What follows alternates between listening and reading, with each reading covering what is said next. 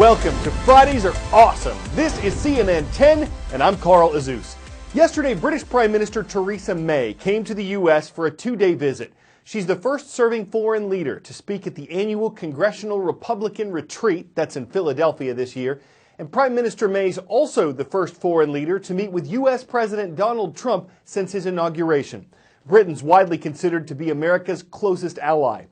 A separate international meeting was canceled, though. Mexican President Enrique Peña Nieto had been scheduled to visit President Trump at the White House next Tuesday, but Mr. Trump's moving forward with plans to build a wall on the U.S.-Mexico border. He wants Mexico to pay for it, and that's something Mr. Peña Nieto has repeatedly said Mexico would not do. On Thursday, President Trump said if President Peña Nieto continued to refuse to finance the wall, it would be better for him to skip the meeting. So the Mexican leader canceled his plans, saying his country does not believe in walls. The White House said it would keep communication open with America's southern neighbor.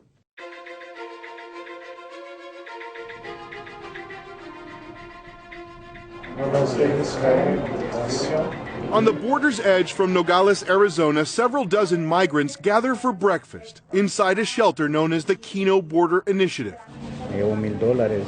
It's where Jesus Garcia is trying to figure out how to get into the United States. Over a map, he recounts how far he's traveled since he left home the day before Donald Trump was elected president. So he started here in San Pedro Sula in Honduras, made his way across Guatemala, here into this little town, and this is where he crossed into Mexico. Y por Mexico? He says he hasn't been able to cross. He left home November 7th of last year, and he's tried 3 times already to get across, but he hasn't been able to. Garcia says it's the first time he's ever tried crossing the border illegally and says it's harder than he imagined. See, if I've made it this far, I'm going to keep trying. But on the other side, a legion of Border Patrol agents, cameras, barricades, ground sensors are waiting. Even some private citizens working on their own to stop migrants like Jesus Garcia from getting across. This is the scene in The Matrix. In Tim Foley's world, the borderlands are a threatening, dangerous place. Well, this is the red pill. This is what the world really looks like. Foley leads a volunteer group called Arizona Border Recon that patrols the border around Sasabe, Arizona, a town on the U.S.-Mexico border with less than 100 people. I've been called everything in the book. I've been called the domestic extremist. The Southern Poverty Law Center, which monitors hate groups in the U.S., says Foley's group is made up of, quote, native extremists. Foley sees the flow of drugs, undocumented migrants, and the wide-open spaces of the border as the country's biggest threat. Along the nearly 2,000-mile U.S. southern border, there is already about 700 miles of fencing and barricades already in place. Here in Sasabe, Arizona, this steel see-through fence stretches for several miles, but as you approach the end of town, it abruptly comes to an end, like these border fences often do, as it stretches out into rugged, remote terrain in the Arizona desert. I put all my cameras about 5 minutes from the road. Foley relies on a collection of cameras he hides in the brush to capture the movements of drug smugglers. He often shares that information and the videos with Border Patrol agents. So you need boots on the ground. Yeah, that's what's keeping you out there. Whew, good thing we have this up here.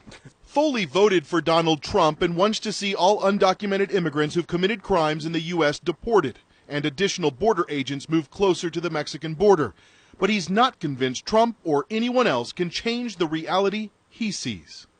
When you're reactive to a problem, you're always going to be behind the solution.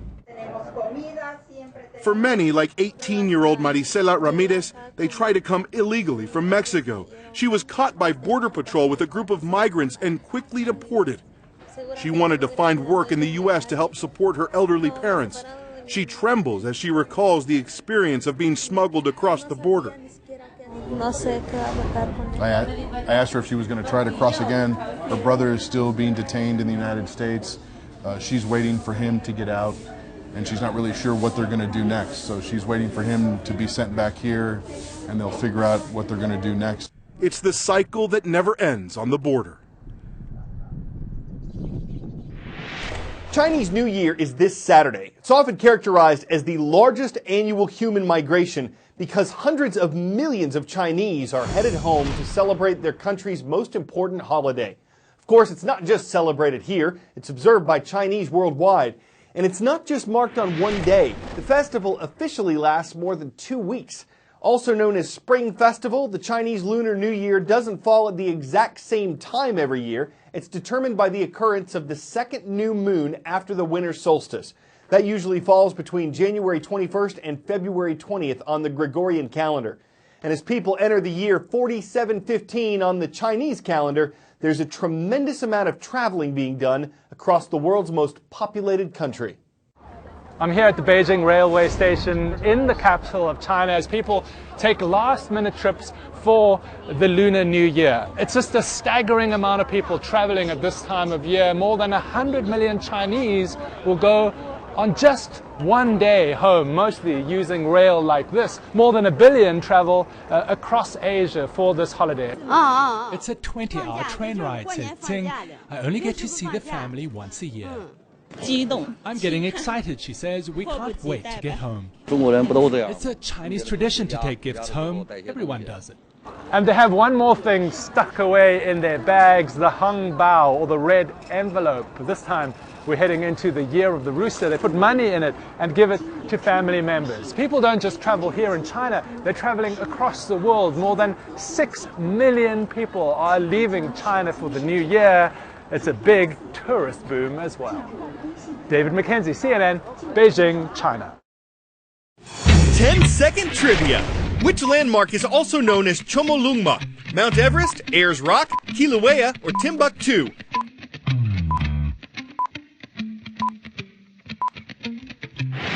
Towering over the Himalayan mountains, you'll find what's known locally as Chomolungma, Mount Everest.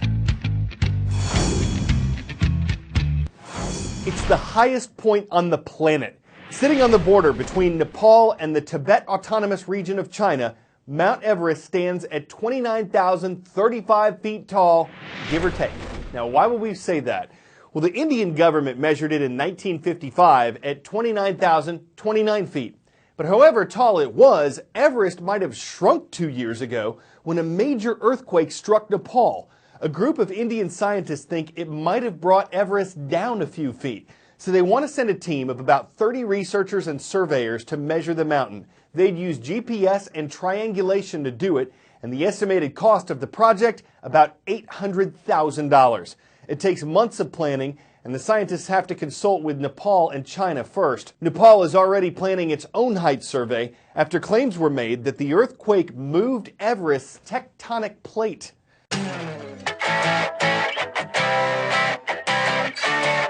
Risk and reward. A Swedish snowmobiler gets 10 out of 10 today. Apparently there was a race on to see who could do this first. Land a double backflip, 1-2, on a snowmobile. And Daniel Bodine recently became the first person to do it. He's won multiple awards at the X Games in the past. He's also fractured multiple vertebrae in a crash, so there have been some bumps along the road to snowmobiling success. He says he's been dreaming of this trick for 2 years. Now, some motive said there was no way to maintain your consnosure with a winter somersault in gear. But when you've got enough freestyle in the clutch, you don't need to be back flippant, even if others can't snowmobile. Leave it! I'm Carl Azuz, and that's CNN 10.